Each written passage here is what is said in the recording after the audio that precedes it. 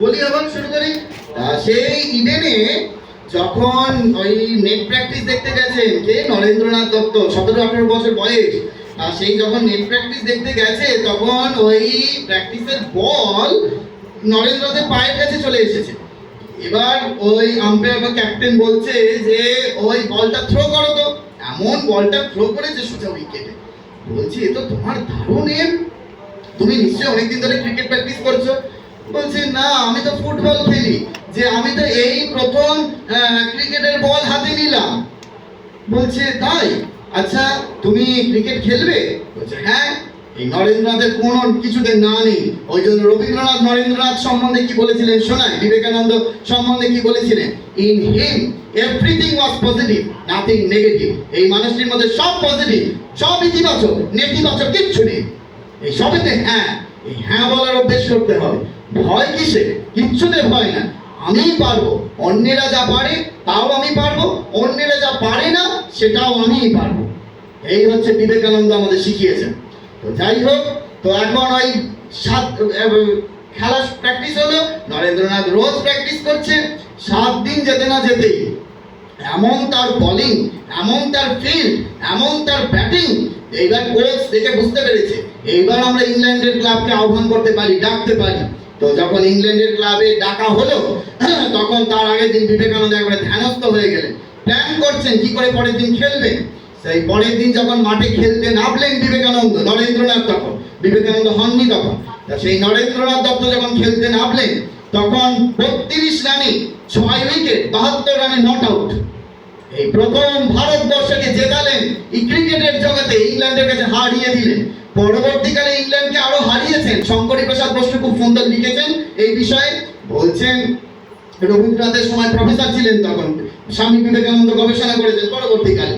তো সেই শঙ্করী প্রসাদ বসু লিখছেন যে আমি এই নরেন্দ্রনাথের অন্য প্রতিভাগুলো জানতাম, কিন্তু ও এত ভালো ক্রিকেট খেলতে পারে জানতাম না। তো কিন্তু পরবর্তী শঙ্করী প্রসাদ বসুর ভাষায় বলছি যে তিনি লিখছেন যে নরেন্দ্রনাথ পরবর্তীকালেও ইংল্যান্ডকে হারিয়েছে, তবে লাল বল দিয়ে নয়, গেরুয়া বসন করে। যখন ইংল্যান্ডে গিয়ে বক্তৃতা রাখছেন তখন বক্তৃতার ভাষায় বলছেন এই যে তোমরা বড় বড় অট্টালিকাগুলো আঙুল দেখিয়ে দেখিয়ে বলেছেন, এই যে তোমরা বড় বড় অট্টালিকাগুলো তৈরি করেছো, এগুলো কিসের দ্বারা তৈরি করেছো? ভারতবাসীর কষ্টের টাকা শোষণ করে তোমরা এই বড় বড় অট্টালিকাগুলো তৈরি করেছো। এরকম যখন বলছে তারপরে গালাগাল দিয়েছে, বলছে তোমরা কি ছিলে 500 বছর আগে? তোমরা তো ছিলে কোন মানুষ? হ্যাঁ, এই তো আনাচে গানাচে বনে বাজারে ঘুরে বেড়াতে। তোমাদের ইতিহাস কি আর ভারতের ইতিহাস কি সেখানে গিয়ে একেবারে স্বামী বিবেকানন্দ বলেছে, সেগুলো তোমরা বাণী রচনায় পেয়ে যাও। তো সেইবার যখন নেমে এসছেন সিস্টার নিবেদিতা, তখন স্বামী বিবেকানন্দকে বলছেন যে স্বামীজি আপনি এসব কি বলছেন? আপনার বিরুদ্ধে ব্রিটিশ পার্লামেন্ট থেকে স্পাই ছেড়ে দেওয়া হয়েছে জানেন? কারণ আপনি তো ধর্ম প্রবক্তা, আপনি ধর্মের কথা বলুন, আপনি এইসব দেশদ্রোহীর কথা বলছেন কেন? এ তো যুদ্ধ লেগে যাবে। তখন সিস্টার নিবেদিতাকে স্বামী বিবেকানন্দ কি বললেন সেটা শোনাই। বিবেকানন্দ বললেন, সিস্টার তুমি কি মনে করো যে আমি এই সামান্য একটুতেই ভয় পেয়ে যাব? আমি সন্ন্যাসী, আমি সত্য প্রচার থেকে কখনো বিমুখ থাকবো না, তাতে আমার প্রাণ চলে গেলেও কিছু যায় আসে না। এই হচ্ছে বিপ্লবী চেতনা। এ তো একদম নেতাজি সুভাষচন্দ্র বোস বলেইছেন। নেতাজি সুভাষচন্দ্র বোস কি বললেন বিবেকানন্দ সম্বন্ধে সেটা শোনেন। বিবেকানন্দ সম্বন্ধে বললেন, আমি পূর্ণ স্বাধীনতার সংজ্ঞা পেয়েছি স্বামী বিবেকানন্দের কাছ থেকে। এই হচ্ছে স্বামী বিবেকানন্দ। তখন নরমপন্থী থেকে চরমপন্থী সমস্ত বিপ্লবীদের কাছে 2টি করে বই থাকতো, একটি করে হচ্ছে শ্রীমদ্ ভগবত গীতা, আর এটা স্বামী বিবেকানন্দের রাজযোগ। এগুলো জেনে রাখা প্রয়োজন। তো এই হচ্ছে বিবেকানন্দের ক্রিকেটের দিকটা বললাম। এবার তোমরা নিশ্চয়ই ক্রিকেট প্লেয়ার রাহুল দ্রাবিড়ের নাম শুনেছো, ইন্ডিয়ান টিমের প্লেয়ার। তো সেই রাহুল দ্রাবিড়ের ইন্টারভিউ করে দেখবে, রাহুল দ্রাবিড় বলছে যে আমি যখন খেলতে নামি তখন খেলবার আগে বিবেকানন্দের ধ্যান করে খেলতে নামি। এগুলো জানা প্রয়োজন, তবে তো শ্রদ্ধা জাগবে আমাদের। যে এই আমরা শুধু ভাবি ওই গেরুয়া করতে হবে বিবেকানন্দকে ধরলে, কে বলেছে গেরুয়া করতে হবে? যে ফিল্ডে আছে সেই ফিল্ড থেকে বিবেকানন্দকে আঁকড়ে ধরবার চেষ্টা করো, তাহলেই দেখবে তুমি তোমার চরম শিখরে তুমি পৌঁছাতে পারবে। এটাই হচ্ছে বিবেকানন্দের মাহাত্ম্য। এবার সেই কারণ বিবেকানন্দের মহিমা গুণকীর্তন বলে শেষ করা যাবে না। কেন না, শিবের মহিমা বলে শেষ করা যায় না। স্বামী বিবেকানন্দ সম্বন্ধে শ্রী রামকৃষ্ণদেব তার গুরুদেব বলছেন যে ও বসানো শিব নয়, পাতাল ফোড়া শিব। শিবের মহিমা যেমন শিব মহিমা স্তোত্রে পুষ্পদন্ত বলেছেন, যদি এই গোটা আকাশটা লেখার কাগজ হয়, যদি সমুদ্রের জল যদি কালি হয়, কল্পতরু বৃক্ষ যদি লেখনী হয়, তাহলেও শিবের মহিমা লিখে শেষ করা যাবে না। ঠিক বিবেকানন্দ তাই। বিবেকানন্দের গুণকীর্তন এই 1-1.5 ঘন্টায় বলে কিচ্ছু হবে না। এর জন্য ক্লাস করতে হবে, বিবেকানন্দ অনুশীলন করতে হবে, বিবেকানন্দকে জানতে হবে, জানার পদ্ধতি আছে, সেই পদ্ধতিগুলোকে অবলম্বন করতে হবে। শ্রী রামকৃষ্ণদেব বলেছেন, এই বাদশাহী আমলের টাকা ইংরেজ আমলে চলে না। আর ইংরেজ আমলের টাকা এখন চলবে? চলবে না। দুদিন আগে 2000 টাকার নোট চলছিল, এখন চলবে? চলবে না। ঠাকুরের কথা তো, ঠাকুর বলে গেছেন, যুগোপযোগী করতে হবে। এখন যদি বিবেকানন্দকে যদি আগের মতো 50 বছর আগে বিবেকানন্দকে আমরা যেভাবে জেনেছি, 60 বছর আগে বিবেকানন্দকে যেভাবে জেনেছি, আর এখন যদি আমাকে বিবেকানন্দকে এভাবে জানতে হয়, ইন্টারেস্ট প্রয় করবে না। আমি দেখি তো, আমি এই যাবৎকালে 166টি স্কুলে পড়িয়েছি, 26টা কলেজে পড়িয়েছি। তার মানে বুঝে নাও যে ভারতবর্ষের পশ্চিমবঙ্গের বাইরের রাজ্যে সব জায়গায় পড়িয়েছি। সেই জন্য আমি খুব ভালো করে জানি যুবগোষ্ঠীদের কি করে ইন্টারেস্ট গ্রো আপ করতে হয়। আমি যদি এখন এই ওপরে খিচুড়ি রান্না হচ্ছে আর একটা যদি একটা বোরিং লেকচার দিতাম, তাহলে কি তোমাদের এত মন দিয়ে শুনতে পারতে? কখনো শুনতে পারতে না। ইন্টারেস্ট গ্রো আপ করতে হয়, সুন্দর সুন্দর ক্লাস দিতে হয়, যে কি করে আমরা বিবেকানন্দকে জানবো, কি করে আমরা বিবেকানন্দ মুখী হব, কেন আমরা বিবেকানন্দকে জানবো, সেটা দিয়ে শেষ করব। কিন্তু তার আগে বলি, বিবেকানন্দ যখন এদের মতো বাচ্চা ক্লাস 7-এর ছাত্র, তখন ইন্টার স্কুল কম্পিটিশন, বক্সিং এর স্কুল কম্পিটিশনে নাম দিয়েছেন, সেখানেও তিনি রূপর প্রজাপতি জয়লাভ করেছিলেন। এই শুধুমাত্র ক্রিকেট না, শুধুমাত্র ফুটবল না, সমস্ত খেলাতে, লাঠি খেলা থেকে শুরু করে সমস্ত খেলাতে তিনি পারদর্শী। এগুলো ওই ছোটদের স্বামী বিবেকানন্দ বই আছে, ওইগুলো একটু পড়লেই তোমরা সব বিবেকানন্দের ছোটবেলাকার কথাগুলো জানতে পারবে। তো এইবার বিবেকানন্দের সব দিকই বলা হলো, কিন্তু যেটা আমাদের মূল কথা সেটা হচ্ছে আমাদেরকে প্রকৃত মানুষ হতে হবে। যদি আমরা প্রকৃত মানুষ হতে পারি, তাহলেই কিন্তু আমাদের সমস্ত সমস্যার সমাধান আমাদের নিজেদের হাতে এসে তৈরি হবে। সেই জন্য আমাদের যেটা আলটিমেট গোল, আমাদের যেটা আলটিমেট লক্ষ্য, সেই যে আত্মজ্ঞান লাভ করা, পরহিতায় জীবন পাত কর। স্বামী বিবেকানন্দ স্বদেশ মন্ত্রে বললেন যে তোমরা জন্ম হইতে মায়ের জন্য বলি প্রদত্ত। বললে তো তোমরা একটু আগেই চ্যান্টিং করলে যে জন্ম হইতে মায়ের জন্য বলি প্রদত্ত।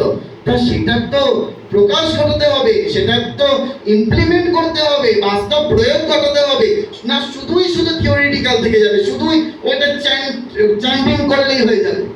প্র্যাকটিক্যাল করতে হবে, প্র্যাকটিক্যাল করার চেষ্টা করো। কি করে করবে না, ওই স্বামী বিবেকানন্দ বলছেন, চোখের সামনে যাকে যেমন দেখবে তাকে তার পাশে গিয়ে দাঁড়ানোর চেষ্টা করো, তাকে তুমি পূজা করো। স্বামী বিবেকানন্দ বলছেন, আমরা কাউকে সাহায্য করতে পারি না, আমরা তাকে পূজা করতে পারি, তাকে আপন করে নিতে পারি।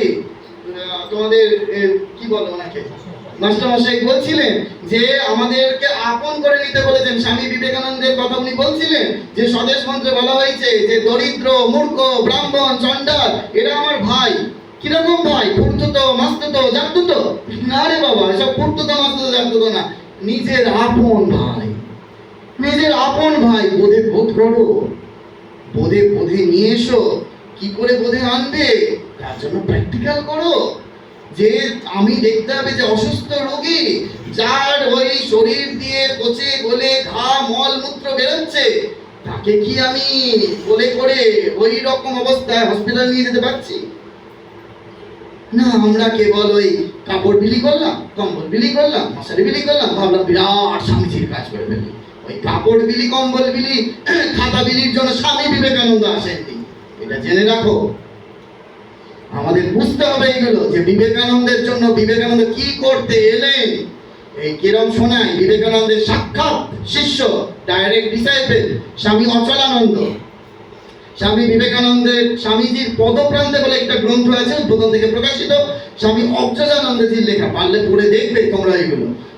যে সেই অচলানন্দজি যখন ইয়েতে রয়েছে, কঙ্কালে রয়েছেন, সেই সময় এক ক্রোশ হেঁটে যেতেন, একটা কুষ্ঠ রোগীর বুড়ো আঙুল চুষে দিয়ে আসতেন। পারবো আমরা? এই তো স্বামীজির কাজ, আমরা খুব করে ফলাও করে বলি, আমার হাসি পায় এগুলো। আমরা কি স্বামীজির কাজ করলাম? একটু কাপড় বিলি করলাম, কম্বল বিলি করলাম, ছবি তুলে ফেসবুকে দিলাম, ওইটাই কি স্বামীজির কাজ? স্বামীজির কাজ অনেক গভীর। স্বামীজিকে অনুভবে এনে স্বামী বিবেকানন্দ কি বললেন সেটা শোনাই। সন্ন্যাসীর গীতি বলে একটি কবিতা লিখলেন স্বামী বিবেকানন্দ। সেখানে বলছেন, আমি বা আমার কোথায় তখন, ঈশ্বর মানব তুমি পরিজন, সকলেতে আমি, আমাদের সকল আনন্দ আনন্দ আনন্দ কেবল। আমরা তো সকলে আনন্দ পেতে চাইছি, কি করে আনন্দ পাবো? কেবল এই স্বার্থপরতা, স্বার্থপর জীবন যাপন করে আনন্দ পাবো? কখনো নয়। বলছে আমি বা আমার কোথায় তখন, ঈশ্বর মানব তুমি পরিজন, সকলেতে আমি, আমাদের সকল। সারদা মা খুব সুন্দর করে বলেছেন, বলছেন আমার মধ্যেও যিনি, তোমার মধ্যেও তিনি, দুলে বাগদি সকলের মধ্যে সেই তিনি। বিবেকানন্দ তাই বললেন, সেই একই সুরে সুর মেলালেন, আমি বা আমার কোথায় তখন। এটা বুঝতে হবে আমাদেরকে। তো সেই জন্য যাই হোক, অনেকটা সময় অতিক্রান্ত, আমাদের বারবার করে মনে রাখতে হবে যে এই যা বর্তমান পরিস্থিতি, এই বর্তমান পরিস্থিতিতে ভাই সবাইকে একটু ধর্মপথে নিয়ে আসতে হবে, সবাইকে একটু বিবেকানন্দ মুখী করতে হবে। তার জন্য কি করতে হবে জানো? নিজেকে আগে একটু বিবেকানন্দকে জানতে হবে। শুধু জানা নয়, বিবেকানন্দকে পালন করতে হবে, বিবেকানন্দকে মানতে হবে। তোমরা এলআইসির এজেন্ট দেখেছো? এলআইসির এজেন্ট দেখেছো?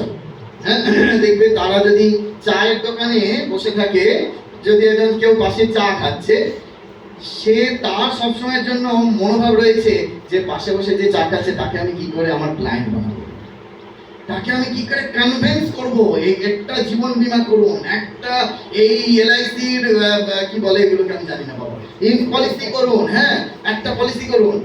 আমার টার্গেট জানো তো, আমি ট্রেনে যাতায়াত করি কি বাসে যাতায়াত করি কি, আমি যেখানে যাই, ভারতবর্ষের বাইরে, পশ্চিমবঙ্গের বাইরে, রাজ্যে, আমার একটাই টার্গেট, আমি কি করে ভগবানের এজেন্ট হব, আমি কি করে কনভিন্স করাবো তোমাদেরকে যে তোমরা ভগবানের পথে এসো ভাই। তবে তোমরা ওই জীবন বীমা তো এখানেই থেকে যাবে, ওটা নিয়ে তো তুমি ক্যারি ফরওয়ার্ড করতে পারবে না, ওটা নিয়ে তুমি স্বর্গে যেতে পারবে না। কিন্তু আমি তোমাদের একটা বীমার কথা বলছি, বিবেকানন্দ বীমা। যদি বিবেকানন্দ বীমা করতে পারো তাহলে দেখবে তোমাদের সেই স্বামীজি হাত ধরে তিনি শ্রীরামকৃষ্ণ লোকে পৌঁছে দেবেন, ডেফিনেটলি দেবেন। এইটা মানো, আজ থেকে মানো। আর এটা আরো প্রচার করো, বিবেকানন্দকে প্রচার করো, ঠাকুর মা স্বামীজিকে প্রচার করো। কি করে প্রচার হয়? বক্তৃতা দিয়ে সেটা তো হয়, কিন্তু প্রেমানন্দ মহারাজ বলছেন যে দেখ ঠাকুর মা স্বামীজির প্রচার কি করে হয় জানিস? তোমার আমার আচরণ দিয়ে। পূজ্যপাদ স্বামী আত্মস্থানন্দজি মহারাজ, রামকৃষ্ণ মঠ মিশনের পঞ্চাদাস সংঘাধ্যক্ষজি মহারাজজি, উনি বলতেন এই ছোট ছোট বাচ্চাদের দীক্ষা দেওয়ার পরে মহারাজজি বলতেন যে দেখো তোমরা এমন একটা জীবন, তোরা বলতেন তোরা এমন একটা জীবন যাপন কর যেটি লোকে দেখলে, বাইরে থেকে লোকে দেখলে বলবে তোরা বিবেকানন্দ করিস। করিস না, ক নয়, ক, বিবেকানন্দ করিস। ঠিক আছে? Be good and do good. ভালো হও এবং ভালো করো, ঠিক কিনা? তো এইটি আমাদের প্রচেষ্টা, এটাই আমাদের চেষ্টা যে আমি ওই স্বামী বিবেকানন্দ বলছেন আমার ভেতর যে আগুন জ্বলছে সেই আগুন তোমাদের মধ্যে, সকলের মধ্যে জ্বলে উঠুক। শুধু সেবা কাজ নয়, সেবা কাজের পাশাপাশি আত্মজ্ঞান লাভের চেষ্টা।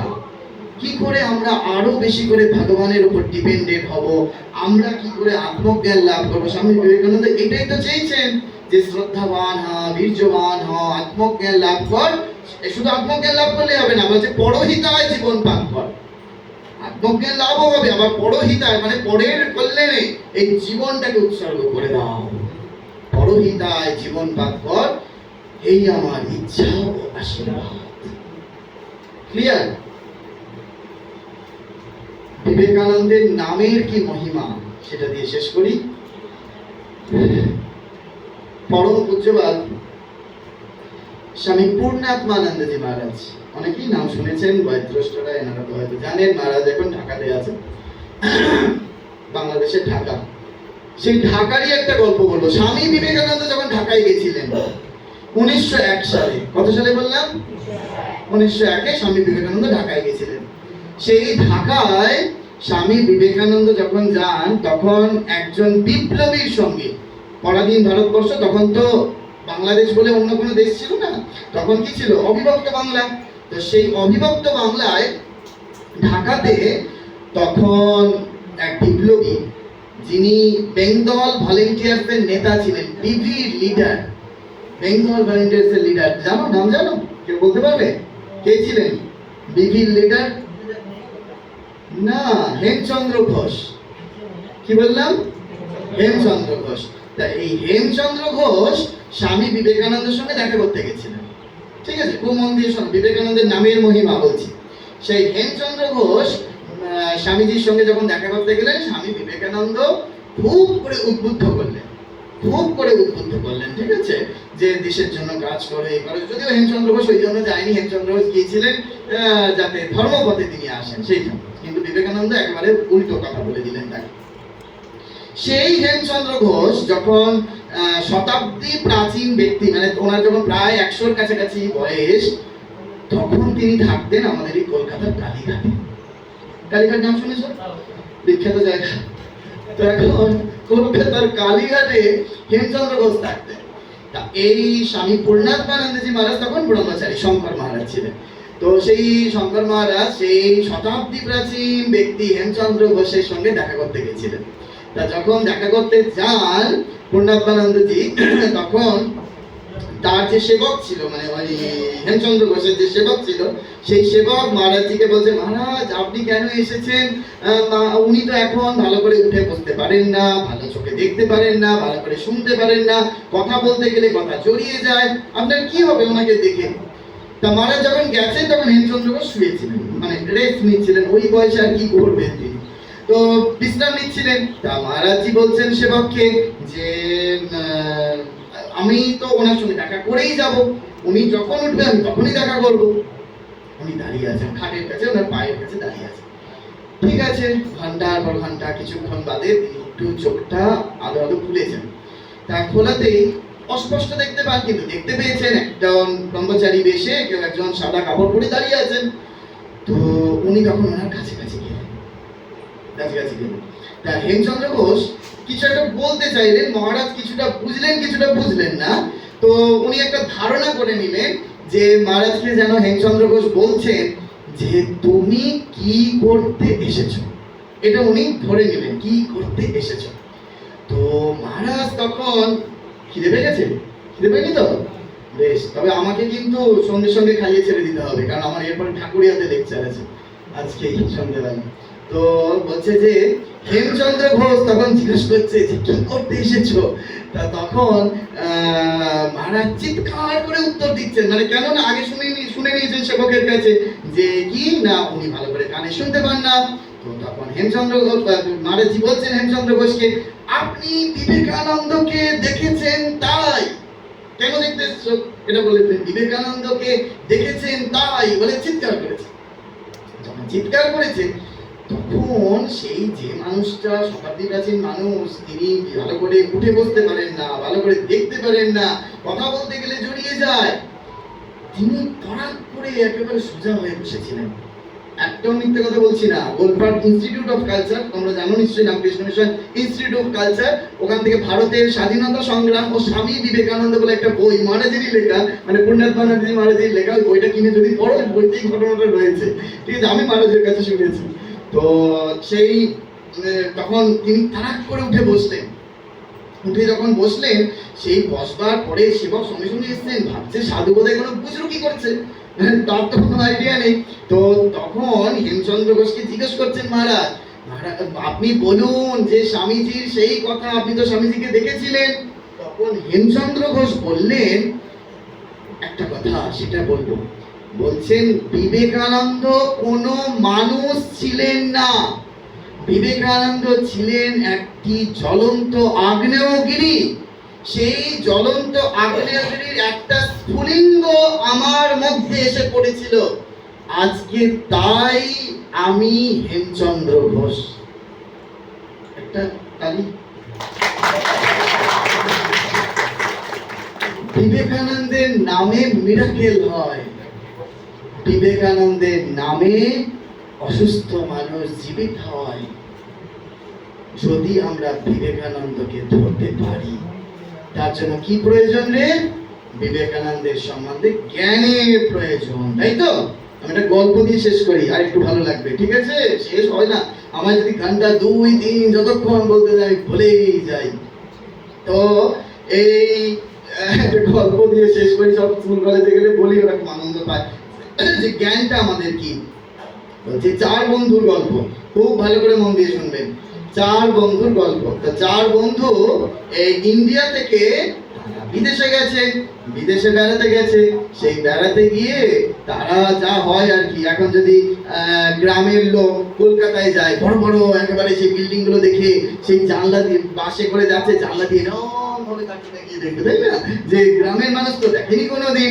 তো সেই রকম ওই যে 4 জন গেছে, তারা কি ঠিক করেছে যে আমরা তো দেশে ওই রকম একতলা দোতলা বাড়িতে থাকতে অভ্যস্ত, তো আমরা এই দেশে সব থেকে বড় বিল্ডিং 100 তলা সেই গ্রামের হোটেলটা ভাড়া নেব, সেখানে আমরা থাকবো। সেই হোটেল ভাড়া নিয়েছে 4 বন্ধু, নিয়ে একেবারে সোজা 100 তলার টপ ফ্লোর নিয়েছে। কেন না, ওই টপ ফ্লোরে যদি উঠি তাহলে গোটা টাউনটাকে কি হবে, ভালো করে দেখতে পাবে, এনজয় করতে পারবে।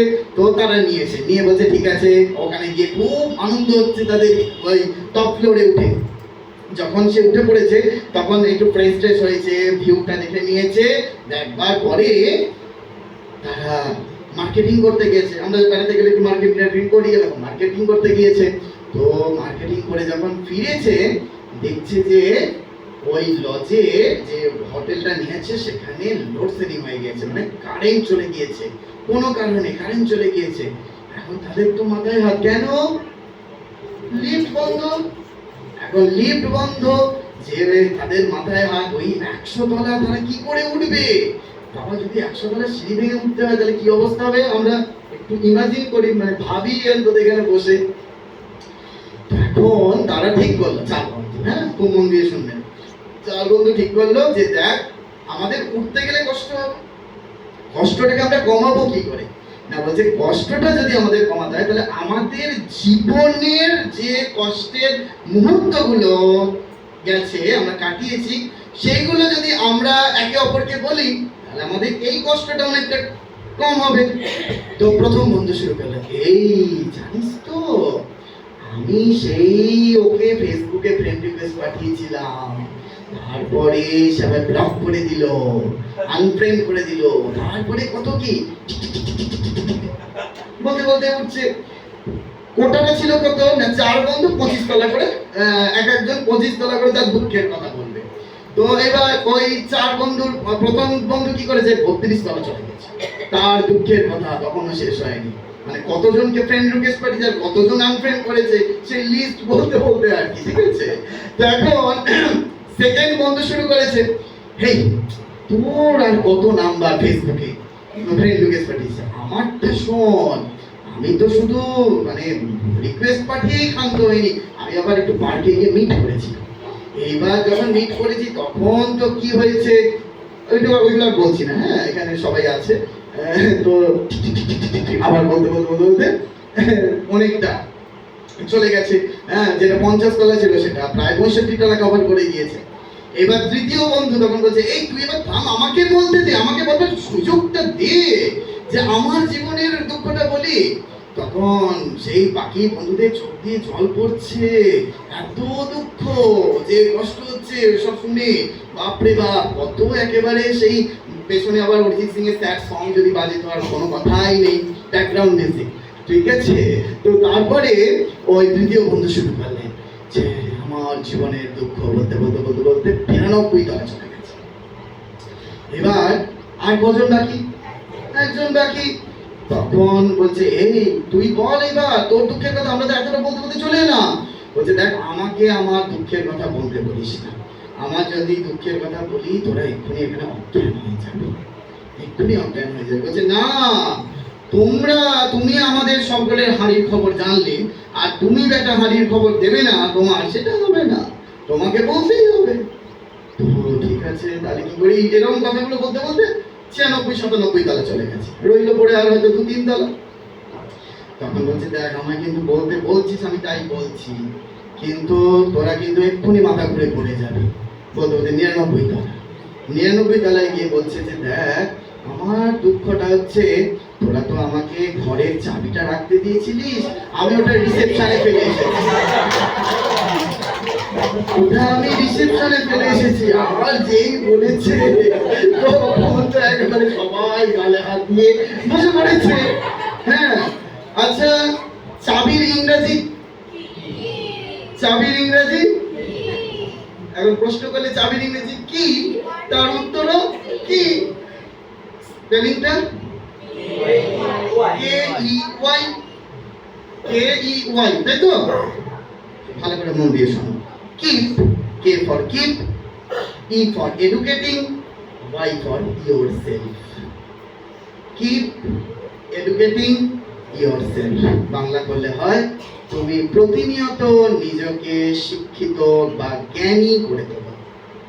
স্বামী বিবেকানন্দ এটাই চেয়েছেন যে আমরা যদি প্রতিনিয়ত স্বামীজিকে জানি, আমরা যদি প্রতিনিয়ত স্বামীজিকে পড়ি, আমরা যদি প্রতিনিয়ত স্বামীজিকে পালন করি জীবনে, তাহলে আমরা আমাদের দুঃখ দূর করতে পারবো এবং আমাদের সঙ্গে যত মানুষ যাবে সব মানুষের দুঃখ দূর হবে। সকলে ভালো থেকো, সকলে ভালো থাকবেন। নমস্কার, থ্যাংক ইউ আমাকে একটা পরিশুদ্ধ করার জন্য। তাহলে ও বলেছিল যে বক্তৃতা যদি ভালো হয় তাহলে কন্টিনিউ হবে, না হলে থেমে যেতে হবে। তো আমি অত্যন্ত কৃতজ্ঞ যে আপনারা আমাকে সহ্য করেছেন। আর আপনার আশীর্বাদ আমাদের উপর বর্ষণ করার জন্য অসংখ্য ধন্যবাদ। আর আমরা খুবই আশীর্বাদ জানি না, আমি স্কুল কলেজে আমার একটা প্রচলিত নাম আছে, সেই নামটা হচ্ছে আমি সকলের বন্ধু মহারাজ। এটা হচ্ছে আমি যে কোনো জায়গায় যুবকদের কাছে গেলে বলি আজ থেকে আমিও তাদের বন্ধু মহারাজ। ঠিক আছে, আমার হোয়াটসঅ্যাপ নাম্বার নিয়ে নিবি, ফোন নাম্বার নিয়ে নিবি, যখন মানে হবে একটা কল, একটা হোয়াটসঅ্যাপ তো করে এরকম স্বামীজির চর্চা যদি করতে চাও তো আমি সবসময় জন্য তৈরি আছি।